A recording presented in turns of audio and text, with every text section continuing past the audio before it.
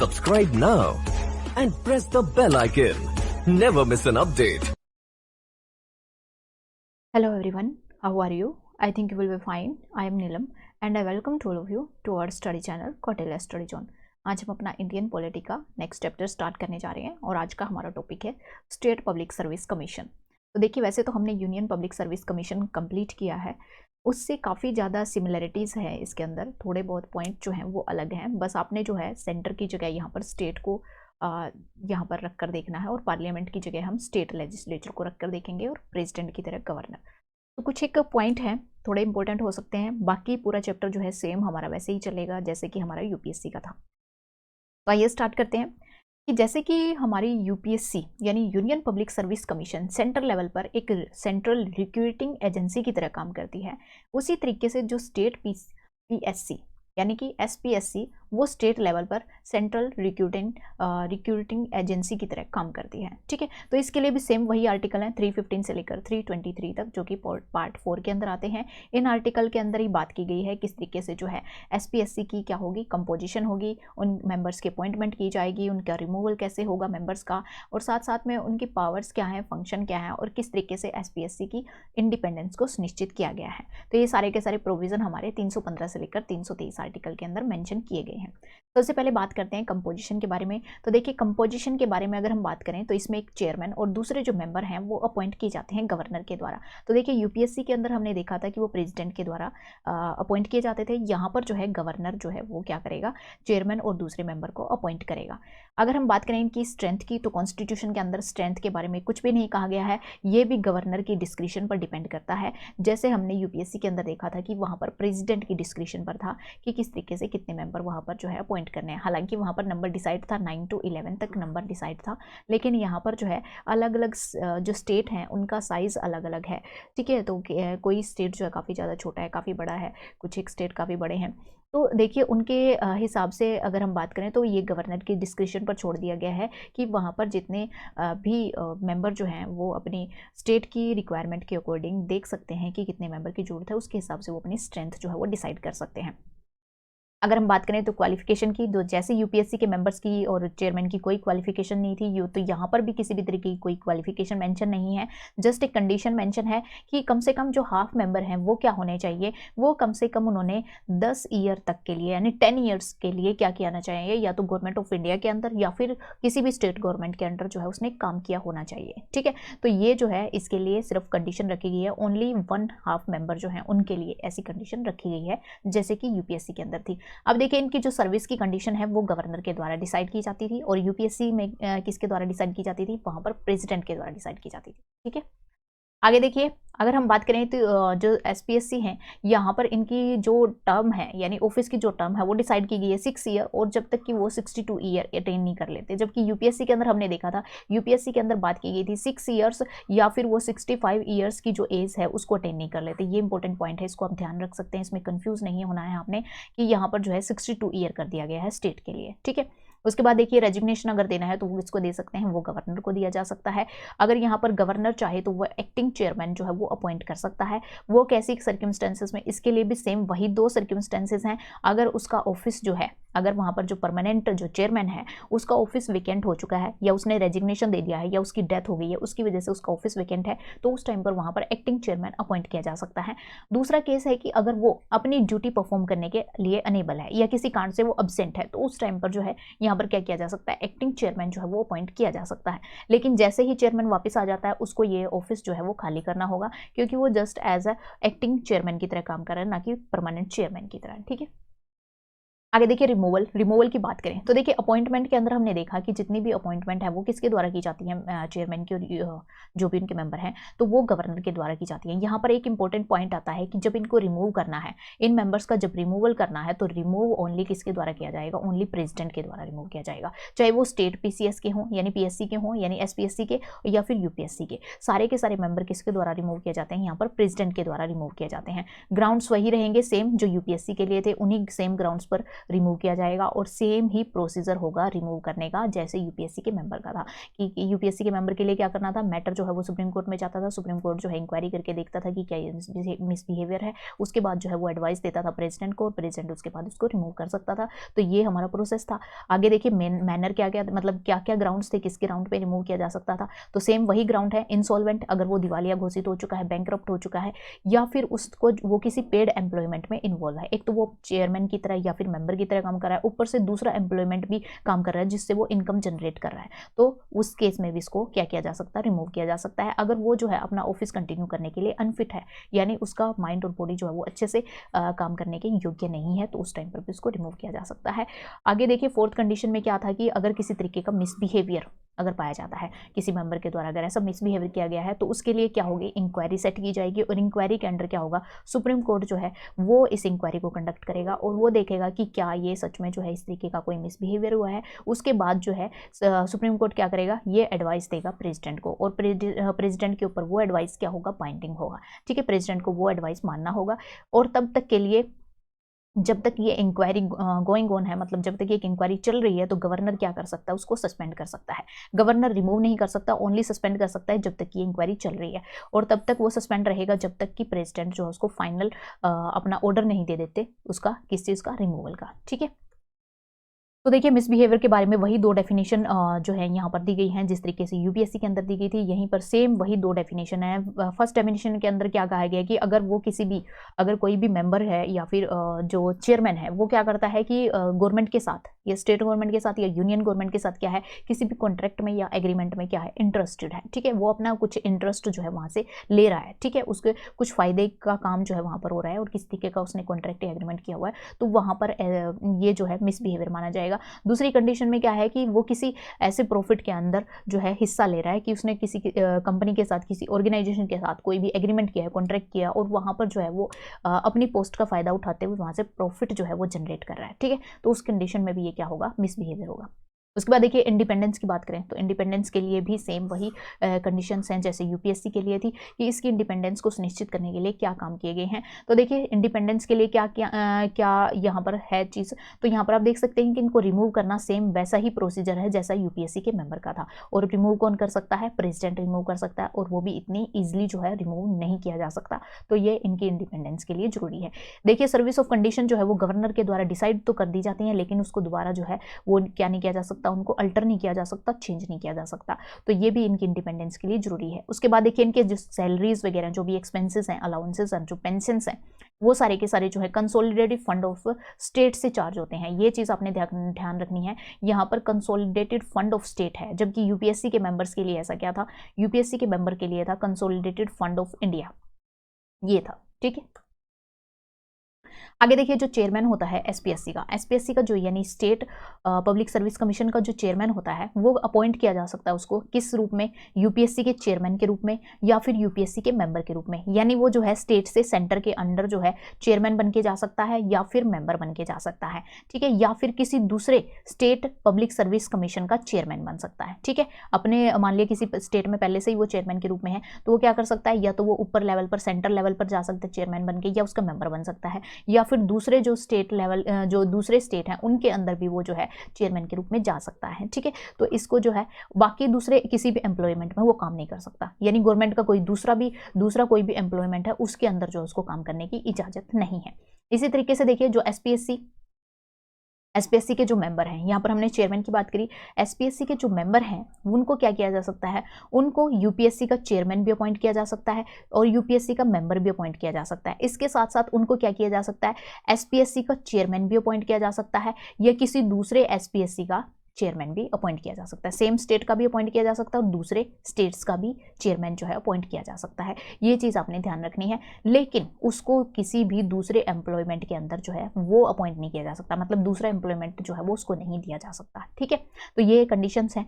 आगे देखिए कि अगर एक बार इन्होंने अपनी कंडीशन, अपनी टर्म जो है 6 ईयर की जो टर्म है एक बार इन्होंने पूरी कर ली तो उसके बाद जो है ये दोबारा रीअपॉइंट नहीं किया जा सकता, इनको दोबारा रीअपॉइंट नहीं किया जा सकता, चाहिए उस 6 ईयर में चाहे वो मेंबर की तरह काम करें या फिर वो चेयरमैन की तरह काम करें। इन्होंने बस 6 ईयर ही अपने पूरे करने हैं, इससे ज़्यादा नहीं। मतलब इनकी फर्स्ट टर्म वो कंप्लीट होनी चाहिए, सेकंड टर्म के लिए ये एलिजिबल नहीं है। ऐसा नहीं है कि आपने 6 ईयर के लिए इनको मेंबर बना दिया और उसके बाद 6 ईयर के लिए फिर आपको इनको चेयरमैन बना देंगे तो ये सेकंड टर्म हो जाएगी, तो ऐसा नहीं कर सकते। यहाँ पर अगर इन्होंने 3 ईयर मेंबर के लिए काम किया है तो 3 ईयर ये जो है चेयरमैन के लिए काम कर सकते हैं, तो यही कंप्लीट इनकी 6 ईयर की टर्म मानी जाएगी। ठीक है, तो ये चीज़ आपने ध्यान रखनी है, इसमें बिल्कुल भी कंफ्यूज नहीं होना। आगे देखिए फंक्शंस के बारे में बात करते हैं कि जो स्टेट पब्लिक सर्विस कमीशन है उनके फंक्शंस क्या हैं। सेम वही जैसे हमने देखा था यूनियन पब्लिक सर्विस कमीशन के हैं। तो यूनियन पब्लिक सर्विस कमीशन जो है वो सेंट्रल लेवल पे काम करता है। तो यहाँ पर देखिए जो भी यहाँ पर अपॉइंटमेंट की जाती हैं उससे रिलेटेड जो एग्जाम लिए जाते हैं वो स्टेट के अंदर, ठीक है, स्टेट के अंदर जो भी सर्विसेज हैं उनसे रिलेटेड जो भी अपॉइंटमेंट करनी है उनके एग्जाम जो हैं वो स्टेट पब्लिक सर्विस कमीशन के द्वारा लिए जाते हैं। जो भी सेंट्रल सर्विसेज है, ठीक है, तो यहाँ पर सेंट्रल सर्विसेज से रिलेटेड एग्जाम होंगे। ऐसा नहीं है कि दूसरे जो छोटी मोटी पोस्ट हैं उनके एग्जाम नहीं है, यहाँ पर उनकी बात नहीं हो रही है। जो सेंट्रल सर्विस से रिलेटेड जो एग्जाम है उनकी बात हो रही है। ठीक है, आगे देखिए कि यहाँ पर जो पर्सनल मैनेजमेंट है, यानी जो स्टेट की जो पर्सनल मैनेजमेंट है वो भी क्या कर सकती है, एसपीएससी से कंसल्ट कर सकती है। ठीक है, जैसे कि यहाँ पर जो यूपीएससी के केस में क्या था कि जो यूनियन लेवल पर जो पर्सनल मैनेजमेंट थी वो यूपीएससी से कंसल्ट कर सकती थी। तो मैटर्स वही सेम रहेंगे। कौन कौन से मैटर है, एक तो रिक्रूटमेंट का मेथड क्या होगा, किस तरीके से हमने जो है लोगों को भर्ती करना है, रिक्रूटमेंट करनी है किनकी, सिविल सर्विसेज के ऊपर और सिविल पोस्ट के ऊपर किस तरीके से हमने सिविल सर्वेंट को अपॉइंट करना है। इसके साथ साथ कौन से प्रिंसिपल्स जो है वो फॉलो किए जाएंगे, इसके ऊपर भी जो कंसल्ट किया जा सकता है कि किसी जब भी हमने सिविल सर्विस के ऊपर जो ये जो भी पोस्ट हैं या सिविल सर्विसेज की जितनी भी पोस्ट हैं, दूसरी पोस्ट हैं सेंट्रल सर्विसेज की जो पोस्ट हैं उनके ऊपर क्या करना है कि अगर अपॉइंटमेंट करनी है तो उस टाइम पर हमने किन प्रिंसिपल्स को फॉलो करना है, प्रमोशन किस तरीके से करनी है, ट्रांसफर कैसे करना है। इसी तरीके से जो है हम कैंडिडेट की सूटेबिलिटी कैसे चेक करेंगे कि उनके अंदर कौन कौन सी कैपेबिलिटीज होंगी, कौन कौन सी स्किल्स उनके अंदर होंगी, तो ये भी हमने चेक करना है। इसके साथ साथ जो है प्रमोशन किस तरीके से की जाएगी, ट्रांसफर कैसे होगा, डिमोशन डेपुटेशन के ऊपर हम जो है लोगों को अपॉइंट करेंगे या कोई और जो है मेथड यहाँ पर यूज किया जाएगा। तो ये सारे के सारे मैटर्स जो है वो कंसल्ट किए जाते हैं। डिसिप्लिनरी मैटर सेम वही जैसे यूपीएससी के अंदर था, तो इसी तरीके से स्टेट के अंदर जो काम करने वाले जो सिविल सर्वेंट है तो वहाँ पर जो है क्या है कि कोई भी डिसिप्लिनरी अगर मैटर होता है तो उससे रिलेटेड जो भी यहाँ पर मैटर हैं, जो उससे रिलेटेड जो भी पॉलिसीज होंगी तो वो किस तरीके से जो है डिसाइड की जाएंगी वो भी कंसल्ट किया जाता है। अब ये कौन कौन से किस किस चीज़ से रिलेटेड हो सकता है, जैसे हमने पीछे देखा था तो वही है सेवरल जो स्फीयर डिसअप्रूवल। अगर किसी चीज़ का हमने स्फीयर डिसअप्रूवल बिल्कुल डिसअप्रूवल कर देना, उसको जो है उसको सामने ही नहीं आने देना ऐसा कोई मैटर, तो उस केस में भी यहाँ पर किस तरीके की पॉलिसी अपनाई जाएगी। विद होल्डिंग ऑफ इंक्रीमेंट अगर हमने रोकनी है, विद होल्डिंग ऑफ प्रमोशन अगर हमने रोकनी है ऐसे सिविल सर्वेंट की जिनके खिलाफ ऐसे केस चल रहे हैं, ठीक है, recovery of the pecuniary losses अगर लगता है कि ये जो है गलत केस जो है उसके खिलाफ डाला गया है, ऐसा कोई मैटर जो है वो रोंगली मैटर जो है वो यहाँ पर पिक्चर में आता है, तो उस केस में जो है लॉस किस तरीके से रिकवर किया जाएगा। अगर सही मैटर है तो उसको डिमोट भी किया जा सकता है, डिमोशन दी जा सकती है, कंपल्सरी रिटायरमेंट दी जा सकती है, रिमूव किया जा सकता है सर्विस से या फिर डिसमिसल किया जा सकता है सर्विस से। तो इनसे रिलेटेड जो है किस तरीके से जो है कौन सी पॉलिसीज जो है वो अपनाई जाएंगी, क्या प्रोसीजर अपनाया जाएगा, ये सारा का सारा जो है यहाँ पर कंसल्ट किया जाता है।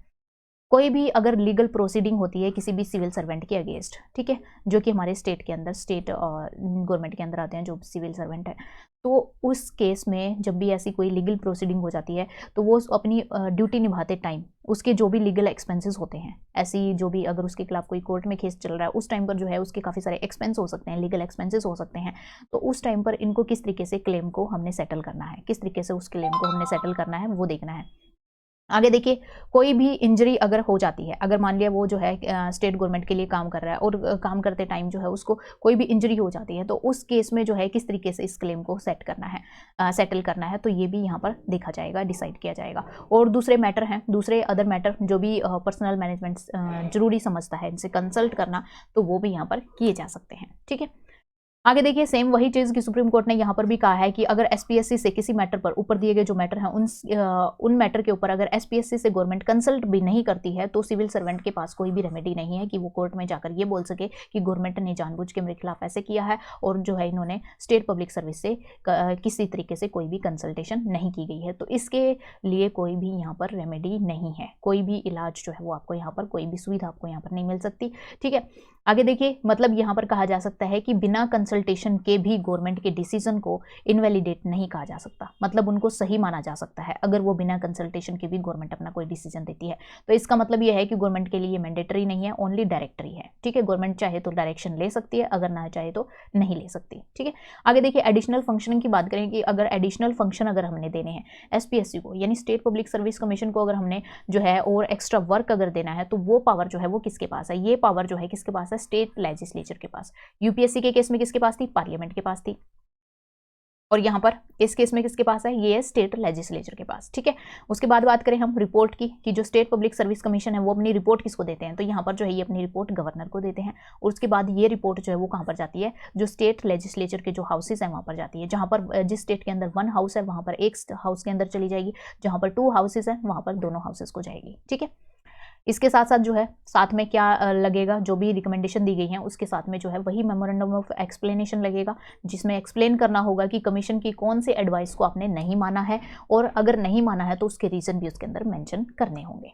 ठीक है, आगे देखिए लिमिटेशन क्या है? सेम वही जो यूपीएससी के लिए थी, सेम वही लिमिटेशन यहाँ पर भी लागू होती हैं। तो देखिए कौन कौन से मैटर इसकी जुरिस्डिक्शन से बाहर है, कब जो है इसको जो एसपीएससी है उससे कंसल्ट नहीं किया जाता। तो देखिए जब भी बैकवर्ड क्लासेस को रिजर्वेशन देनी होती है तो ये किसका? पर्सनल डिपार्टमेंट जो है, पर्सनल जो डिपार्टमेंट है, पर्सनल डिपार्टमेंट उसका काम है ये। तो इसमें जो है एसपीएससी से कोई कंसल्टेशन नहीं की जा सकती। इसी तरीके से जो शेड्यूल कास्ट, शेड्यूल ट्राइब है उससे रिलेटेड कोई भी क्लेम वगैरह अगर उनके द्वारा किया गया है अपॉइंटमेंट के अंदर, तो वो भी जो है एसपीएससी की जो जुरिस्डिक्शन है उससे बाहर है।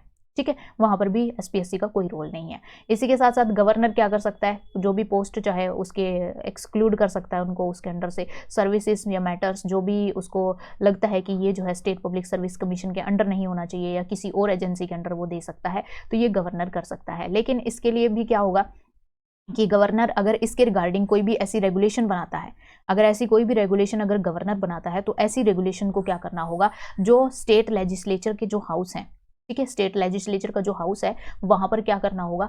14 डेज के अंदर अंदर उसको रिप्रेजेंट करना होगा। जैसे यूपीएससी के अंदर क्या करना था? यूपीएससी के केस में जो है वो 14 डेज के अंदर अंदर पार्लियामेंट के अंदर जाना था। ठीक है, पार्लियामेंट के अंदर जाना था और उसके बाद पार्लियामेंट डिसाइड करेगी क्या इसको अमेंड करना है या उनको रिपील करना है। ठीक है, तो इसी केस में भी यही होगा कि अगर गवर्नर जो है इस तरीके की कोई रेगुलेशन बनाता है और इसकी पावर को कम करने की कोशिश करता है, तो उस केस में जो है यहाँ पर 14 डेज के अंदर अंदर ये जो भी रेगुलेशन वगैरह हैं, जो भी रूल्स उन्होंने बनाए हैं, वो सारे क्या है स्टेट लेजिस्लेचर का जो हाउस है वहाँ पर प्रेजेंट किए जाएंगे और उसके बाद स्टेट लेजिस्लेचर ये देखेगा कि क्या इनको अमेंड करना है या इनको रिपील करना है। ठीक है, आगे देखिए रोल क्या है?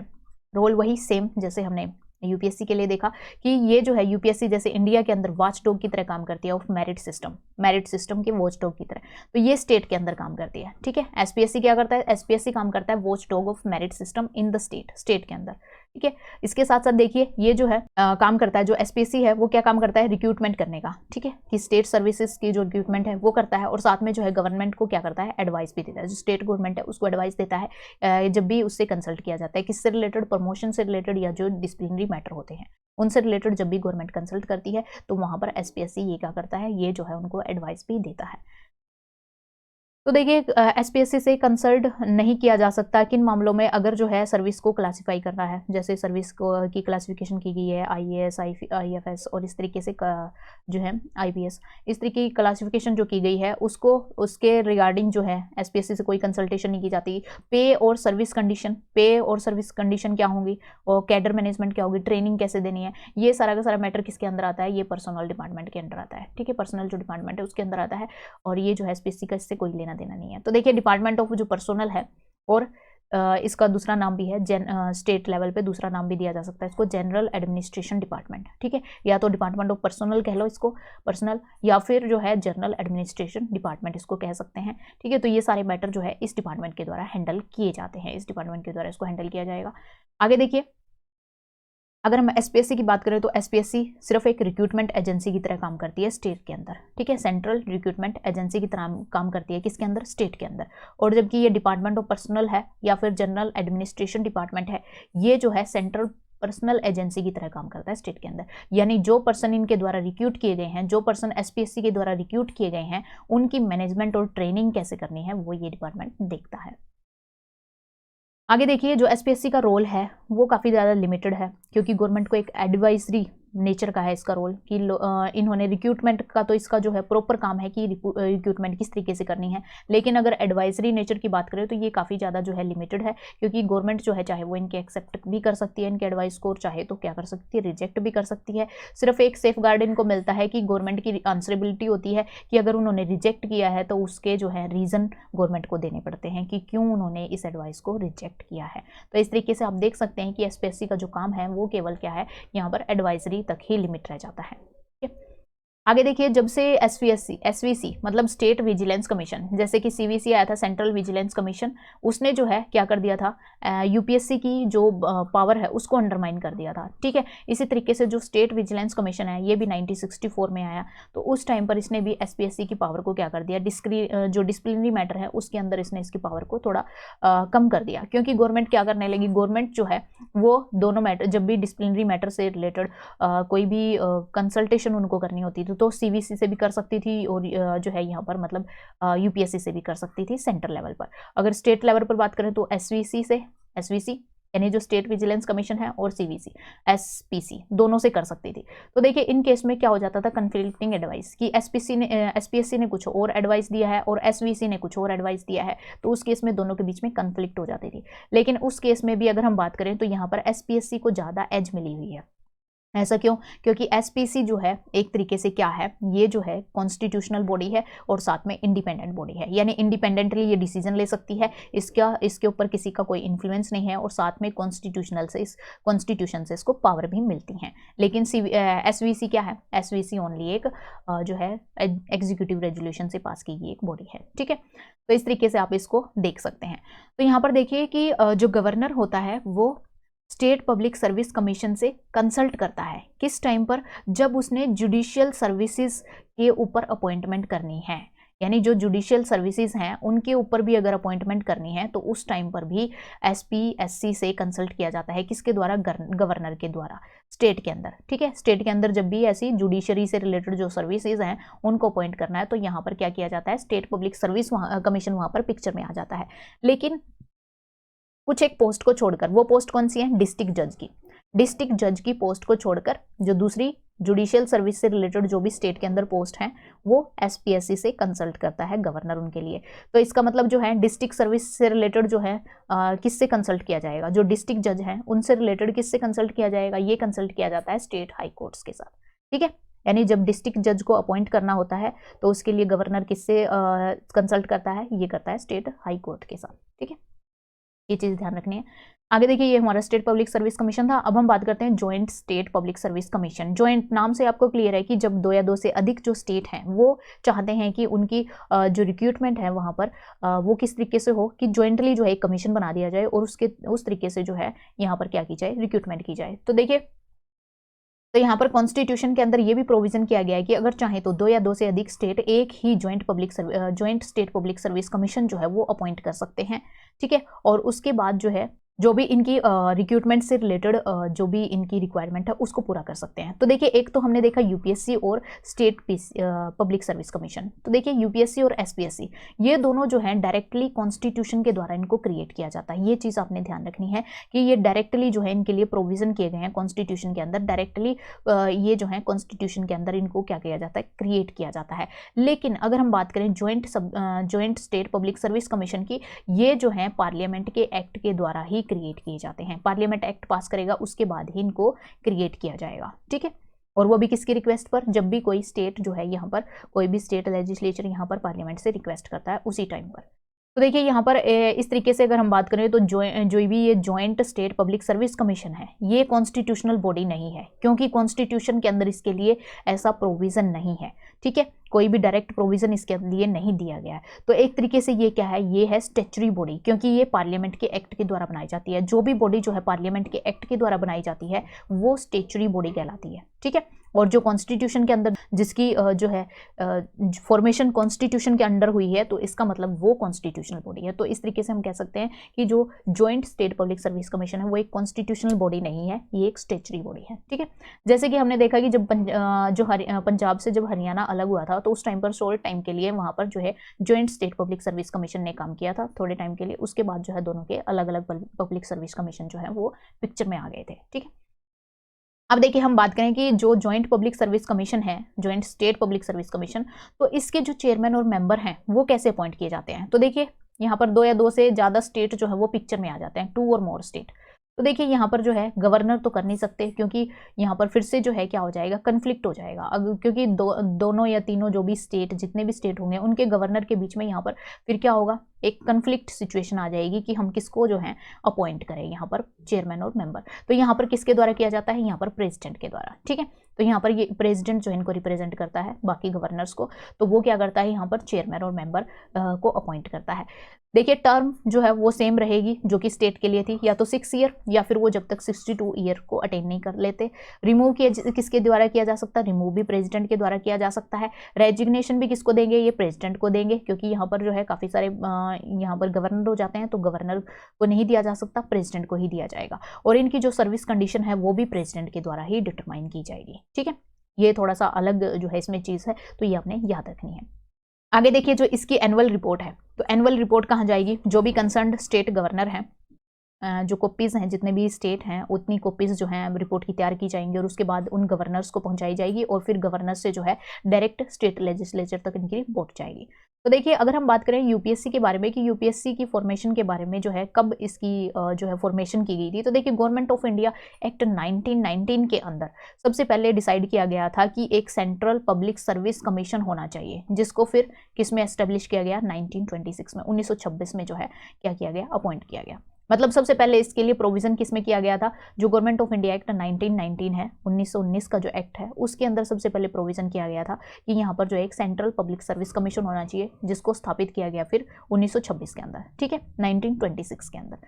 उसके बाद देखिए, और ये किससे रिलेटेड था, ये सिविल सर्वेंट को रिक्रूट करने से रिलेटेड था। बाद में इसका नाम चेंज करके यूपीएससी रख दिया गया था। ठीक है, तो देखिए जैसे अभी हमारा जो है कौन से जो कमीशन है काम करते हैं, तो देखिए यूनियन पब्लिक सर्विस कमीशन, एक स्टेट पब्लिक सर्विस कमीशन है, और एक joint state public service commission है। अभी हमारे ये काम करते हैं। तो देखिए गवर्नमेंट ऑफ इंडिया एक्ट जो 1935 था उसके अंदर भी क्या प्रोविजन किया गया, तो उस टाइम पर प्रोविजन किया गया फेडरल पब्लिक सर्विस कमीशन देखा हमने, प्रोविंशियल, और इसके साथ साथ जॉइंट पब्लिक सर्विस कमीशन। तो फेडरल मतलब यूनियन, यानी इसका नाम चेंज करके क्या कर दिया गया, यूनियन पब्लिक सर्विस कमीशन। उसके बाद देखिए प्रोविंशियल, प्रोविंशियल मतलब स्टेट, स्टेट को ही प्रोविंस बोला जाता था, तो स्टेट पब्लिक सर्विस कमीशन।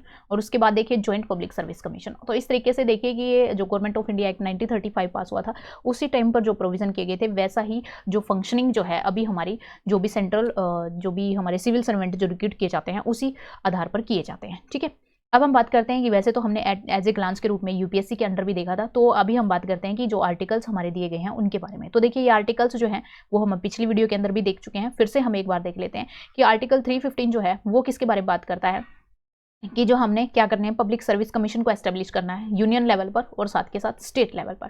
ठीक है, उसके बाद देखिए आर्टिकल 316, आर्टिकल 316 कहता है अपॉइंटमेंट करनी है हमने किसी जो भी हमारे मेंबर्स हैं और चेयरमैन हैं उनकी। ठीक है, और उनकी जो है टर्म क्या होगी, ऑफिस की टर्म क्या होगी, कितने साल के लिए वो काम करेंगे, उनकी अपॉइंटमेंट के बारे में। ठीक है, आगे देखिए आर्टिकल 317 के अंदर बात की गई है रिमूव करने के बारे में और सस्पेंशन के बारे में, कैसे रिमूव किया जाएगा और किस तरीके से जो है सस्पेंशन किया जाएगा, कौन रिमूव करता है और कौन जो है उनको सस्पेंड करता है, ये भी हमने देखा।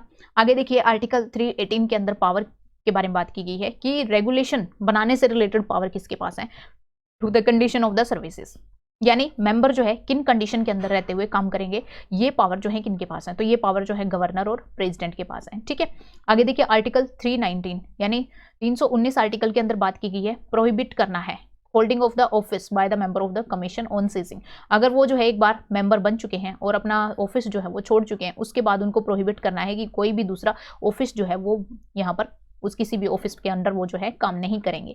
आगे देखिए आर्टिकल 320, आर्टिकल 320 के अंदर बात की गई है फंक्शंस के बारे में कि पब्लिक सर्विस कमीशन के फंक्शन क्या है, यूपीएससी के क्या है और स्टेट पब्लिक सर्विस कमीशन के क्या है।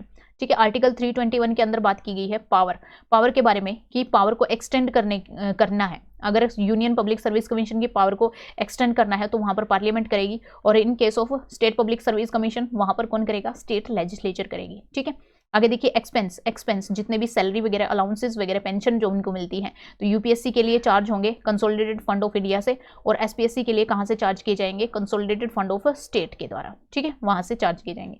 आगे देखिए आर्टिकल 323, आर्टिकल 323 के अंदर देखिए रिपोर्ट्स किसको भेजनी है, तो ये भी हम देख चुके हैं कि यूपीएससी के केस में कहाँ पर जाएगी रिपोर्ट, प्रेसिडेंट के पास, और प्रेसिडेंट से फिर पार्लियामेंट के दोनों हाउसेस हैं वहां पर जाएगी। और अगर हम बात करें कि स्टेट के केस में जो है पहले गवर्नर के पास जाएगी और उसके बाद जो है वो स्टेट जो लेजिस्लेचर हमारा वहां पर जाएगी। ठीक है, तो यहाँ पर ये हमारा वीडियो जो है फिनिश होता है। अगर आपको वीडियो पसंद आती है तो please like share and subscribe our channel and press the bell icon for the further notification of the video. Thank you for watching the video. Take care of yourself and God bless you. Subscribe now and press the bell icon. Never miss an update.